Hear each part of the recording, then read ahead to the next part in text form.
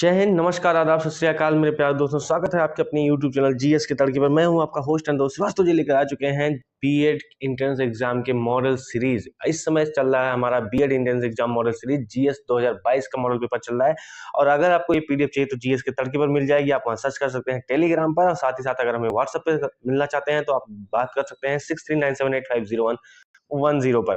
ठीक है, आप यहाँ मैसेज करेंगे और आपको पीडीएफ प्रोवाइड हो जाएगी। ये सब बिल्कुल फ्री है, कोई टेंशन नहीं लेना है, पीडीएफ आपको मिलती रहेगी। चलिए आज हम चलते हैं पार्ट 2 शुरू करते हैं। 25 क्वेश्चन इसके हो चुके हैं तो 26 क्वेश्चन नंबर से हम इसकी शुरुआत करते हैं। चलिए 26 क्वेश्चन नंबर 26 है कि भारत की सबसे लंबी तटरेखा वाला राज्य निम्नलिखित में से कौन सा है। देखिए ध्यान से, भारत की सबसे लंबी तटरेखा वाला राज्य निम्नलिखित में से कौन सा है। महाराष्ट्र, गुजरात, आंध्र प्रदेश और तमिलनाडु। तो इसका सही जवाब क्या हो जाएगा? इसका सही जवाब है आपका गुजरात। क्या हो जाएगा? गुजरात जो है वो बिल्कुल सही हो जाएगा। तो गुजरात की तटरेखा कितनी मिलती है? वो मिलती है आपकी 1600 किलोमीटर। कितनी? 1600 किलोमीटर। अच्छा, एक चीज और याद रखो, यहाँ पर जो सबसे अच्छा क्वेश्चन का पॉइंट टू द पकड़ो वो है टू द पॉइंट में, वो है राज्य। क्या है? राज्य। अगर वो केंद्र शासित प्रदेश पूछ लेता तो फिर क्या हो जाता? फिर हो जाता आपका अंडमान निकोबार। क्या हो जाता? अंडमान निकोबार। क्योंकि उसकी जो पूरी की पूरी जो लंबी तटरेखा है वो पड़ जाती है लगभग 1900 के आसपास, लगभग 1900 के आसपास। ठीक है, तो अभी यहाँ राज्य पूछा है तो यहाँ पर सबसे नंबर 1 पे कौन आ जाएगा? गुजरात आ जाएगा। कौन आ जाएगा? गुजरात आ जाएगा। गुजरात के बाद फिर कौन आता है? आंध्र प्रदेश पड़ जाएगा। ठीक है, समझो इस बात को कि भारत के कितने राज्य पड़ते हैं। तो भारत के टोटल 9 राज्य जो है यहाँ पर पड़ते हैं। कौन कौन से आते हैं वो देखो, आपको जब आप मैप में देखोगे तब आपको थोड़ा सा मजा आएगा बाबू भैया, तभी मजा आएगा। अब देखो मैप में कौन सी चीजें कहाँ पर है वो समझो। देखो ये आपका एरिया जो है वो गुजरात का है। क्या है? गुजरात का है। गुजरात के बाद फिर आपका महाराष्ट्र शुरू होता है। महाराष्ट्र शुरू होता है। महाराष्ट्र के बाद छोटा सा उसी बीच में रहता है कौन सा? गोवा रहता है। उसके बाद फिर कर्नाटक आता है। कर्नाटक के बाद लंबा सा एक एरिया पड़ता है केरल का। केरल के बाद फिर एक एरिया आता है तमिलनाडु का। तमिलनाडु के बाद फिर आपका आंध्र प्रदेश आता है, और आंध्र प्रदेश के बाद फिर आता है आपका उड़ीसा, और उड़ीसा के बाद थोड़ा सा एरिया पड़ जाता है वहां पे पश्चिम बंगाल का। ठीक है, तो टोटल कितने हो जाते हैं बाबू? वो हो जाते हैं 9 राज्य हो जाते हैं। ठीक है ना? देखिए एक मैं गिन के भी बता दे रहा हूं, एक सेकेंड। 1 2 3 4 5 6 7 8 और 9। ठीक है, तो टोटल कितने राज्य हो गए? 9 राज्य जो है वो तटरेखा से लगते हैं। चलिए नेक्स्ट क्वेश्चन पे आते हैं कि भारत में हरित क्रांति के जनक माने जाने वाले नॉर्मन बोरलॉग कहाँ के हैं। एक सेकेंड, थोड़ा सा जो है इस क्वेश्चन में मिस्टेक हुआ था, आयोग ने खुद गलती की है इस क्वेश्चन में। मुझे लगता है कि भारत में नहीं, वैसे विश्व में हरित क्रांति के जनक होने चाहिए थे। ठीक है ना? कहाँ के? पूरे विश्व में। ठीक है, देखो विश्व में हरित क्रांति के जनक माने जाने वाले नॉर्मन बोरलॉग कहाँ के हैं? तो ऑस्ट्रेलिया, यूएसए, न्यूजीलैंड और फिर मैक्सिको। कहाँ के हो सकते हैं? तो उसका सही जवाब क्या है? USA, option number C. ध्यान से देखना, कभी कभी आयोग क्या करेगा, ये भी अभी तरीका आया नहीं है। जैसे मान लो ऑप्शन ए यहाँ पे है, तुरंत ऑप्शन सी दे देगा। अब आपने तो यहाँ भर दिया ऑप्शन सी, अब जब आप गोला मारने जाओगे ओएमआर में, जब गोला भरोगे तो आपको लगेगा कि ए के बाद तो बी आता है, आप जाएंगे गोले में बी भर देंगे और फिर कहेंगे हो करके रह जाएंगे बाबू। इसलिए ऑप्शन को बहुत ध्यान से देखिए कि कौन सा ऑप्शन आपने टिक किया है। डन।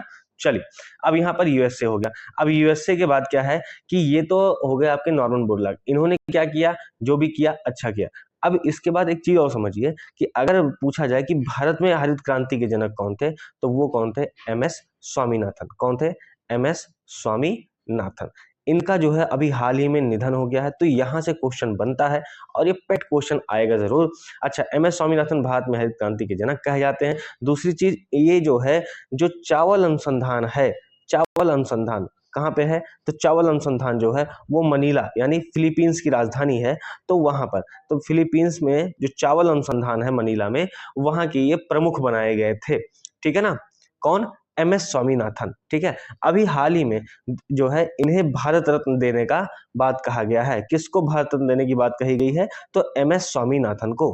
किसको? एमएस स्वामीनाथन को। तो ये आप जरूर याद रखिएगा कि अगर ये 2022 का क्वेश्चन है और हरित क्रांति के बारे में पूछ रहा है, तो आप ये समझिए कि जो भारत में हरित क्रांति के जनक थे उनकी मृत्यु हो चुकी है और उन्हें भारत रत्न दिया जा चुका है। इस बार दिया जाएगा। ठीक है, क्या? भारत रत्न। ठीक, तो ये क्वेश्चन आ सकता है। चलो नेक्स्ट क्वेश्चन पे आते हैं कि भारत में कौन सा शहर, सिटी ऑफ पल्सेस के नाम से जाना जाता है? आगरा, हैदराबाद, मैसूर और चेन्नई। तो सिटी ऑफ पल्सेस के नाम से कौन जाना जाता है? वो आपका ऑप्शन नंबर सी, मैसूर जो है वो सिटी ऑफ पल्सेस के नाम से जाना जाता है, क्योंकि यहाँ की जो वास्तुकला है वो इस्लामी और हिंदू दोनों से मिलकर मिक्स तरीके से बनाई गई है। इस्लामी और हिंदू, यहाँ की वास्तुकला इस तरीके से बनाई गई है। अच्छा, मैसूर कहाँ है? तो मैसूर है आपका कर्नाटक में। कहाँ पर है? कर्नाटक में। कर्नाटक में कहाँ पे है? कर्नाटक में दक्षिण वाले एरिया में है। जब आप कर्नाटक का मैप ऐसे देखोगे तब आपको समझ में आएगा कि मैसूर जो है वो कहाँ पर है। तो आपको मालूम पड़ेगा कि मैसूर जो है वो कर्नाटक के दक्षिण में है, इस साइड में। ठीक है ना? यहाँ पे क्या है? मैसूर है। ठीक, ये मैसूर वही है जहां पर हैदर अली और टीपू सुल्तान जो है अंग्रेजों से काफी लड़ाई लड़े थे। चलो नेक्स्ट क्वेश्चन पे आते हैं। क्वेश्चन नंबर 29 है कि निम्न में से कौन विश्व का सबसे बड़ा मरुस्थल है? अरेबियन, कालाहारी, सहारा या फिर थार मरुस्थल? तो सबसे बड़ा मरुस्थल कौन सा है? वो आपका सहारा मरुस्थल। सहारा मरुस्थल कहाँ पे है? सहारा मरुस्थल बाबू अफ्रीका महाद्वीप में है। कहाँ पे है? अफ्रीका महाद्वीप में है। एक सेकेंड, चलो ये हो गया अफ्रीका महाद्वीप। अब सहारा मरुस्थल जो है लोकेशन क्या है? वो वाली ये लोकेशन आपकी ये वाली लोकेशन है। ठीक है ना? इस पूरे लोकेशन, अब इसमें जितने भी देश आ जाएं, इसमें कई देश आते हैं, लगभग 11 देश जो है इसमें शामिल होते हैं। तो ये जो है सहारा मरुस्थल उनमें पूरा फैला हुआ है। तो कौन कौन से हैं? जैसे Mali, Morocco, Mauritania, Algeria, Tunisia, Libya, Niger, Chad, Sudan, मिस्र, ये सभी देश उस सहारा मरुस्थल के अंतर्गत आते हैं। ठीक है। अब श्री क्या होगा कि क्वेश्चन नंबर 30 है कि पद्मश्री सुदर्शन पटनायक किस लिए विख्यात हैं? उपन्यासकार, गोल्फ खिलाड़ी, शास्त्रीय नर्तक या बालुका कलाकार के लिए? तो पद्मश्री सुदर्शन पटनायक ये पद्मश्री हैं। ये कब आए हैं? ये इन्होंने पद्मश्री, इन्हें अवार्ड कब मिला था? इन्हें मिला था 2014 में ये अवार्ड मिला था। और ये क्या है? सैंड आर्टिस्ट यानी बालुका कलाकार हैं। ये बालू से अपनी कलाकृति बनाते हैं। ठीक है। आइए नेक्स्ट क्वेश्चन है कि हिंग एक्सप्रेस के नाम से किस भारतीय खिलाड़ी को जाना जाता है? हिमा दास, दुती चंद, मनु भाकर और दिव्या काकरान। तो हिंग एक्सप्रेस जो है वो किसे कहा गया है? वो कहा गया है हिमा दास को। किसको कहा गया है? हिमा दास को। ठीक है ना? इन्हें हिंग एक्सप्रेस के नाम से जाना जाता है। 2018 में इन्हें अर्जुन पुरस्कार से सम्मानित किया गया है। अर्जुन पुरस्कार से सम्मानित किया गया है। आप एक चीज हिंट समझो कि अच्छी बात यह है कि जब कोई, अब आप हमेशा आज के बाद मैं बताऊंगा तो आपको याद रहेगा कि जब किसी को अर्जुन पुरस्कार मिलता है, इसका मतलब यह होता है कि वह खिलाड़ी पिछले लगातार 4 वर्षों से सबसे अच्छा परफॉर्मेंस कर रहा है देश के लिए, इसलिए उसे जाकर के अर्जुन पुरस्कार दिया जाता है। ठीक है ना? ये बात बनी नहीं, अरे हाँ अर्जुन पुरस्कार पाएंगे तो क्या होगा? नहीं बाबू, वो पिछले 4 साल से मेहनत कर रहा है और टॉप फ्लोर पे बना हुआ है। ठीक है। चलो नेक्स्ट क्वेश्चन पे आते हैं कि नोबेल पुरस्कार प्रतिवर्ष कहाँ बांटे जाते हैं? मनीला, स्टॉकहोम, जेनेवा या फिर न्यूयॉर्क में? तो नोबेल पुरस्कार कहाँ बांटे जाते हैं? नोबेल पुरस्कार बांटे हैं आपके स्टॉकहोम में। कहाँ बांटे जाते हैं? वो बांटे जाते हैं स्टॉकहोम में। हाँ, लेकिन जो शांति का नोबेल पुरस्कार होता है वो आप बता सकते हैं कि वो कहाँ बांटा जाता है? तो शांति का नोबेल पुरस्कार बांटा जाता है नॉर्वे की राजधानी ओस्लो में बांटा जाता है। कहाँ पे? ओस्लो में बांटा जाता है। कौन सा? शांति का नोबेल पुरस्कार। सलीम अली, नेक्स्ट क्वेश्चन है कि सलीम अली थे एक विख्यात उर्दू कवि, एक विख्यात पक्षी विज्ञानी, एक विख्यात गजल गायक या इनमें से कोई नहीं? तो सलीम अली कौन थे? एक विख्यात पक्षी विज्ञानी थे। कौन थे? पक्षी विज्ञानी सलीम अली थे। ठीक है। इन्हें भारत का बर्डमैन ऑफ इंडिया भी कहा जाता है। यानी इंडिया का कौन है बर्डमैन? अगर पूछा जाएगा तो इंडिया का बर्डमैन कौन है? तो वो है आपके सलीम अली जी। कौन है? सलीम अली। डन। चलिए, ज्ञानपीठ पुरस्कार किस क्षेत्र में दिया जाता है? साहित्य, इतिहास, नाटक या फिर नृत्य के क्षेत्र में? तो ज्ञानपीठ पुरस्कार किस क्षेत्र में दिया जाता है? आपके ऑप्शन हो गए साहित्य, इतिहास, नाटक और नृत्य। तो इस किस क्षेत्र में दिया जाता है? वो होता है आपके साहित्य के क्षेत्र में। तो इस बार 2023 का ज्ञानपीठ पुरस्कार मिलेगा, यानी 58वां ज्ञानपीठ पुरस्कार। ये करंट का क्वेश्चन हो जाएगा। तो इस बार जो है 58वां ज्ञानपीठ पुरस्कार 2 लोगों को मिल रहा है। एक तो पहले हैं जगत गुरु रामभद्राचार्य जी को मिल रहा है, और जो दूसरा ज्ञानपीठ पुरस्कार मिल रहा है वो है गुलजार जी को मिल रहा है। किसको मिल रहा है? गुलजार को मिल रहा है। तो ये दोनों लोगों को इस बार जो है ज्ञानपीठ पुरस्कार मिल रहा है। पहली बार ज्ञानपीठ पुरस्कार किसे मिला था? पहली बार मिला था जी शंकर कुरूप जी को, जो कि मलयालम साहित्य के कार्यकर थे। तो जी शंकर कुरूप, मैं लिख दे रहा हूं, जी शंकर कुरूप। ठीक है ना। ये मलयालम साहित्यकार थे और इनको जो है पहली बार जो है ज्ञानपीठ पुरस्कार मिला था। ठीक है, चलो नेक्स्ट क्वेश्चन पे आते हैं कि भारत में मीठे पानी की सबसे बड़ी झील कौन सी है? चिल्का, वो भैया थोड़ा सा लाइक से सब्सक्राइब भी ठोक दिया करो, जितना दिखे तुमको लाल बटन सब पे मार दो फटाफट है। और थोड़ा सा वहां तिरछा से तीर बना होगा, तिरिया बाबू ऐसे बना होगा, ये ऐसे खच्च से, है ना, इसको बोलते हैं शेयर करने वाला। क्या बोलते हैं? शेयर करने वाला। थोड़ा सा शेयर कर दो, और कहीं अगर तुमको अंगूठा दिख जाए तो मार दो एक घप्प से लाइक। ठीक है, चलो भारत में मीठे पानी की सबसे बड़ी झील कौन सी है? चिल्का, वुलर, लोकटक या फिर सांभ। एक्चुअली ये सांभ नहीं, सांभर झील है। ठीक है, क्या है? सांभर झील है। अब बताइए मीठे पानी की सबसे बड़ी झील कौन सी है? क्वेश्चन नंबर 35, इसका सही जवाब क्या हो जाएगा? तो मीठे पानी की सबसे बड़ी झील है वुलर झील। क्या हो जाएगी?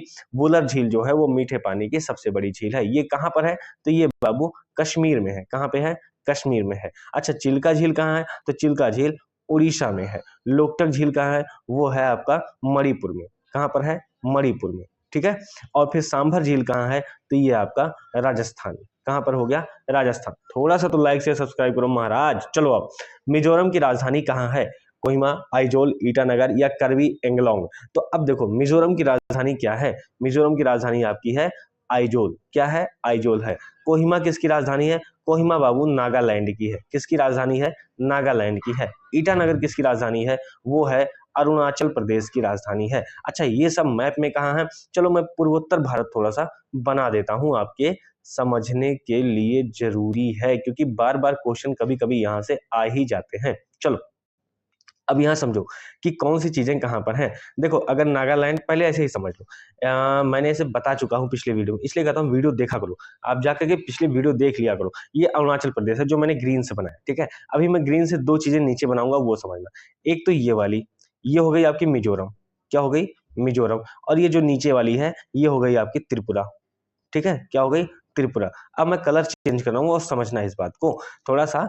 अब देखो, अब अरुणाचल प्रदेश के जब नीचे आओगे तो क्या हो जाएगा आपका? नागालैंड। यहाँ पे नागालैंड है, उसके बाद फिर यहाँ पे जो है मणिपुर। नागालैंड के नीचे अब देखो सबसे टॉप पे देखोगे तो अरुणाचल प्रदेश, फिर नागालैंड, फिर मणिपुर, फिर मिजोरम, फिर त्रिपुरा, और ये जो बाहर निकला हुआ ये चीज आप देख रहे होगे ना, ये है आपका मेघालय। अच्छा, अब इन सबसे सटा हुआ एक जो सबसे बड़ा एरिया आ जाएगा वो कौन सा रहेगा आपका? वो रहेगा आपका असम। क्या रहेगा? असम। ये वाला देख लिया, ये वाला एरिया क्या कहलाता है? असम कहलाता है। चलो नेक्स्ट क्वेश्चन पे आते हैं कि एजरा कप का संबंध किस खेल से है? किसका संबंध है? Ezra cup. तो एजरा कप ऑप्शन आपका पोलो, हॉकी, फुटबॉल या फिर नौका चालन। तो किससे संबंधित है? तो वो है आपका पोलो से संबंधित है एजरा कप। नेक्स्ट क्वेश्चन है आपका कि लोकपाल नियुक्त करने वाला विश्व का प्रथम देश कौन था? फ्रांस, स्वीडन, चीन या फिर बेलग्रेड। लोकपाल नियुक्त कौन करता है? पहले तो समझो कि लोकपाल कौन होता है। लोकपाल वो होते हैं जैसे जब उच्च अधिकारी कोई गलती करता है, जब कोई उच्च अधिकारी गलती करता है तो उनको टारगेट करने के लिए आप किसके पास शिकायत करेंगे? कौन इनकी जांच करेगा? तो एक लोकपाल बनाया जाता है जो इनकी जांच करेगा, इनको कैप्चर करेगा, इनको कंट्रोल करेगा। ठीक है, ताकि ये कोई गलत काम ना कर सके। डन। चलो अब लोकपाल नियुक्त करने वाला विश्व का प्रथम देश कौन बना? तो वो है आपका स्वीडन। ऑप्शन नंबर बी क्या हो जाएगा? स्वीडन। अच्छा, भारत का लोकपाल कौन है इस समय? तो भारत का लोकपाल है इस समय अजय मारिक। कौन है? अजय मारिक। इस समय भारत का, वर्तमान में भारत का लोकपाल कौन है? अजय मारिक। ठीक है, चलो नेक्स्ट क्वेश्चन पे आते हैं कि अफ्रीका के गांधी के नाम से कौन मशहूर था?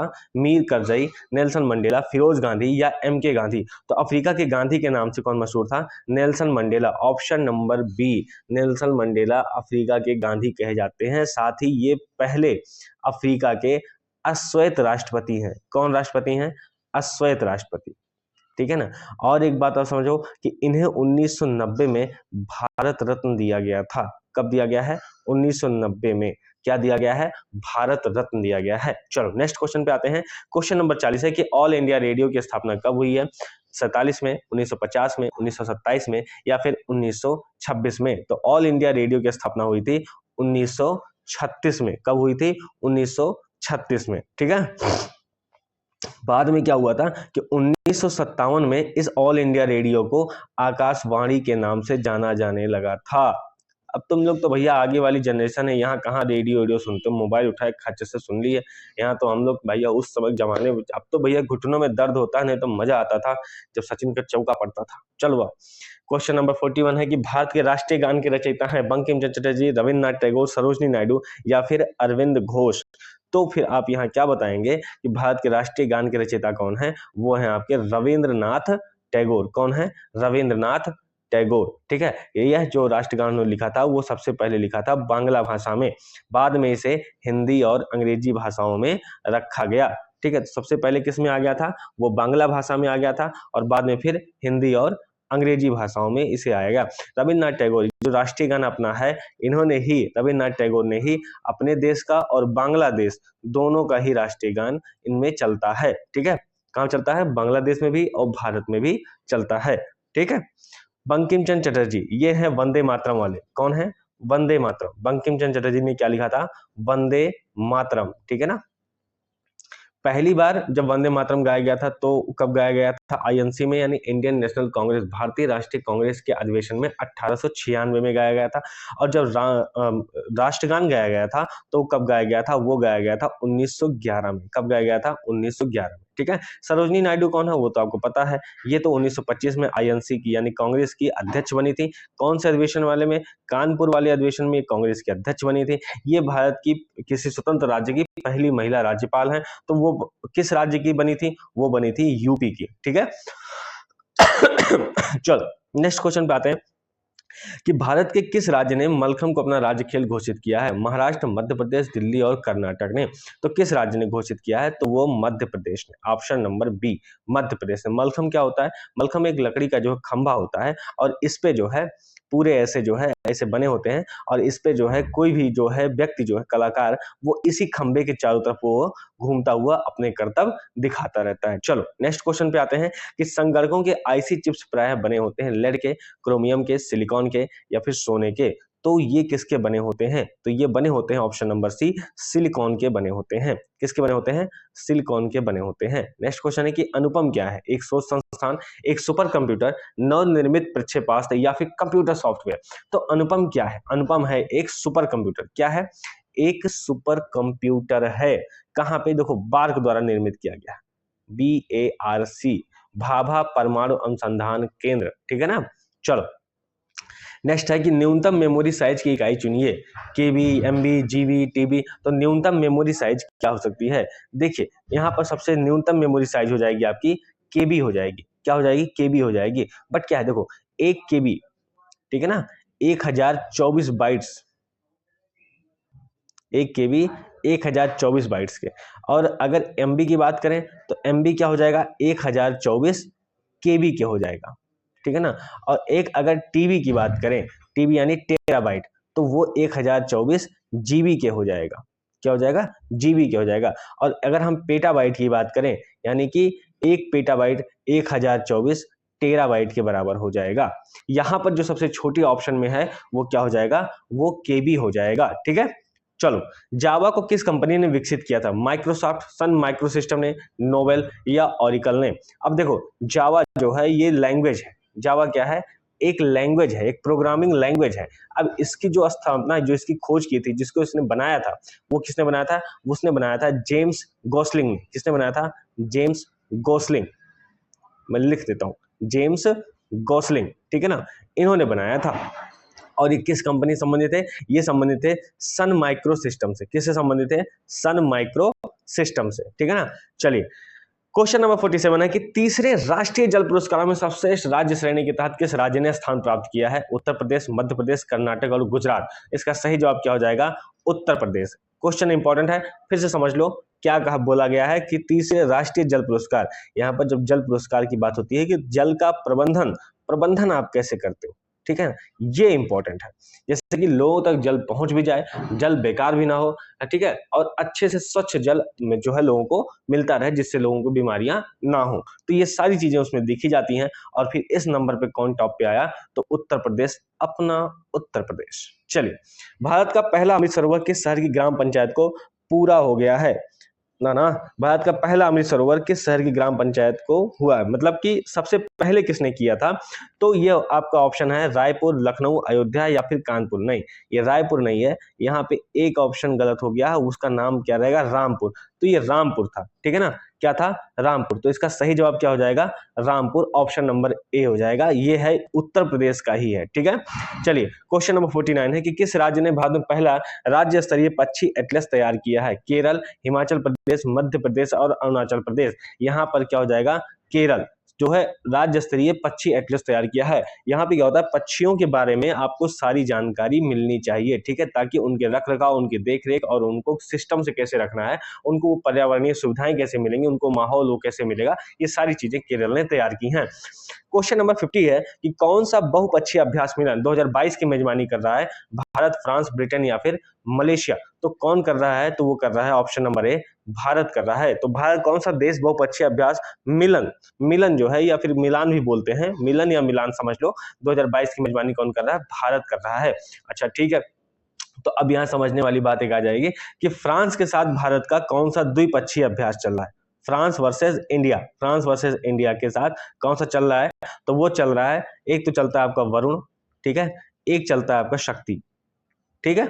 और ब्रिटेन के साथ कौन चल रहा है, ब्रिटेन वर्सेस इंडिया के साथ कौन सा चल रहा है, तो वो चल रहा है आपका अजय वारियर, ठीक है ना, क्या चल रहा है, अजय वारियर। अब आप मुझे ऑप्शन में बताएंगे कमेंट में करके कि मलेशिया के साथ इंडिया का कौन सा चल रहा है। ये आपकी समझो कि क्या जो भी हो, होमवर्क समझ लो या कुछ भी समझ लो, ये कमेंट में आपको बताना है कि मलेशिया के साथ कौन सा चल रहा है, चाहे आप ढूंढो चाहे जैसे भी करो, पर आपको कमेंट में जरूर बताना है, ठीक है। मैंने क्या बता दिया, एक फ्रांस का बता दिया, एक ब्रिटेन का बता दिया, और भारत के साथ बहुपक्षीय अभ्यास मिला नहीं, यहाँ पर कई देश मिल करके ही बहुपक्षीय अभ्यास करते हैं, ठीक है।